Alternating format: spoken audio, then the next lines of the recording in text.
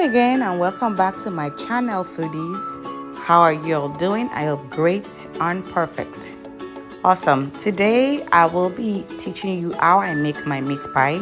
I know there are several different ways online of how people make meat pie, but I will be teaching you how I make mine, and I'll add the ingredients and the measurement down in the description below so you can take a look at that.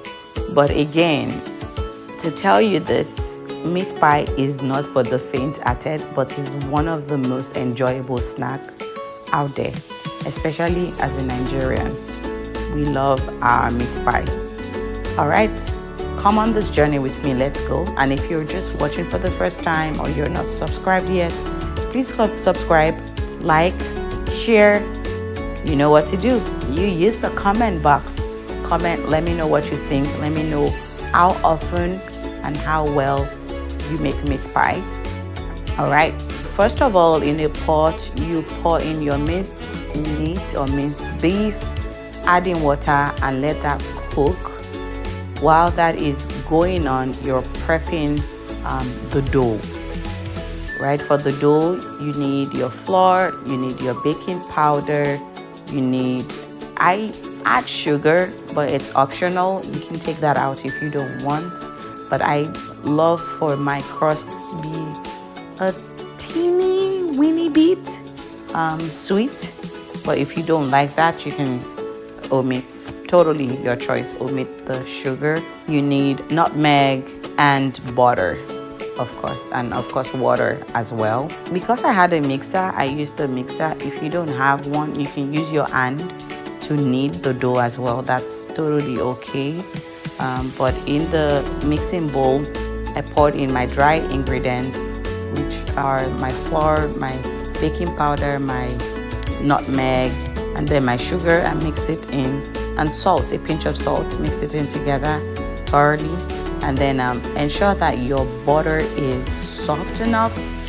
So typically I leave mine on the countertop for a few hours before I use it. But moments where maybe I forget, I could use my microwave to kind of soften it a bit if I am in a hurry. You cut your butter into smaller chunks so that it's easy for the machine or the mixer to process it and mix it in with the dry ingredients. So once that is done, I cut it into bits, pour it into my dry ingredients, have the mixer do the work of the Lord, and then you see that as you go along, the consistency starts to change. It becomes a bit crumbly when you touch it. And then once that is done, I pour in my water. Ensure that you're using cold water, because for meat pie, it just has a one kind technique. But well, nothing good comes easy, and you all know that.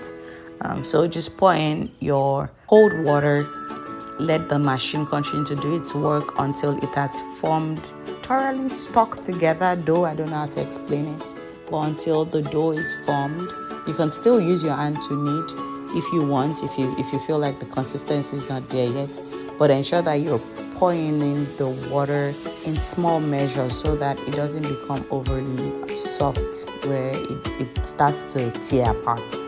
And I think another reason that happens is if you use too much butter in the ratio of, if you don't measure the ratio between your flour and the butter, the dough can start to tear apart. But once that is done, I divided it into smaller bits, and then I put it back in my refrigerator for a few minutes while I go back to making my filling. So once the minced beef is done, I'll drain the water out, cut my potatoes and carrots. I know some people might not use carrots, but it's your choice. I love the fact that it's like brown and white and orange in the filling. It's just a personal preference anyway. So once the beef is done, you drain out the water, add in your diced carrots and your diced Irish potato or potatoes. You season it as well. I usually just use seasoning cubes, curry powder, salt, and grounded pepper. Some people like fresh pepper in it, but a bit too much for the people that I live with. So they just like almost non-existent. pepper in meat pie, but you could use fresh pepper as well. And you just wait until that is done and you set it aside. You can sprinkle flour or baking powder just so that it's well stuck together and it doesn't run over when you start filling it into your pie.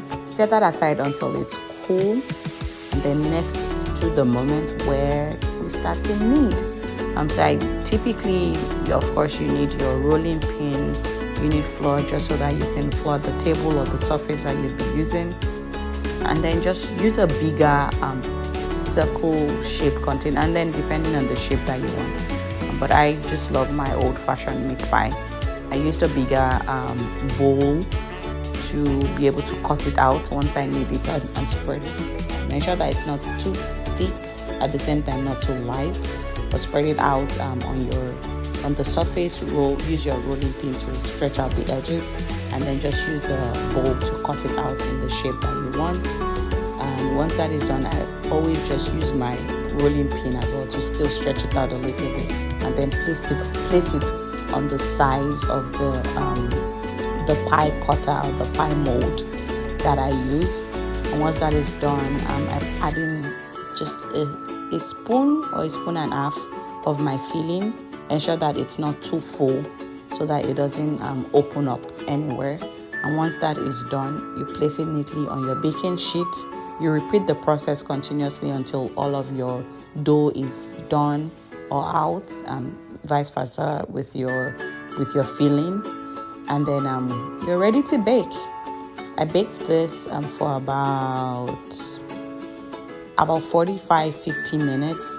Ensure that you also egg wash it. So typically for me, it has always worked. I just pour in a bit of milk and then egg, mix it together, and then just egg wash your pie.